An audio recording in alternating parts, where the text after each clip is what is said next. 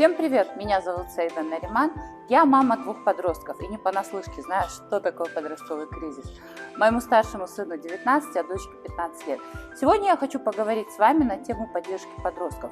Вот 5 основных советов по родительской вовлеченности и поддержке подростков. Поехали! Первое.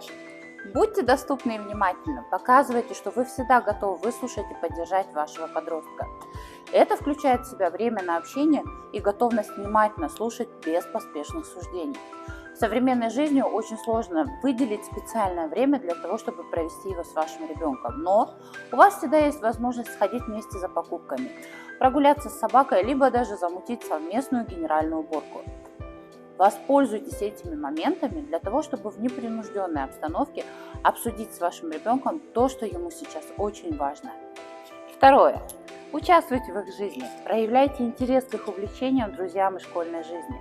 Это очень помогает строить доверительные отношения и показывает вашему ребенку, что его жизнь важна для вас. Общайтесь с его друзьями и одноклассниками. Поверьте мне, ребенок вас с радостью поддержит. Еще я пользуюсь классным лайфхаком. Периодически я приглашаю подруг и друзей своих детей домой. Просто на просмотр фильмов или покушать пиццу. В это время я ухожу по своим делам, чтобы им не мешать. Но тут есть два огромных плюса. Первый, я знаю, где мой ребенок. Второй, я знаю, с кем он.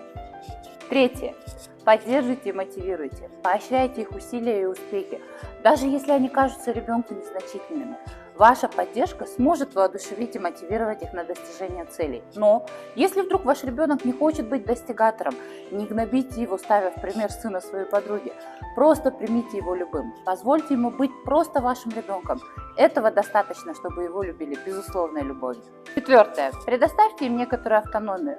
Давайте вашему подростку возможность принимать самостоятельные решения и, самое главное, нести за них ответственность. Это очень важный аспект для развития и самоопределения. Нам очень помогло вести личный бюджет. Финансовая грамотность – первый шаг к самостоятельности на этапе взросления и сепарации.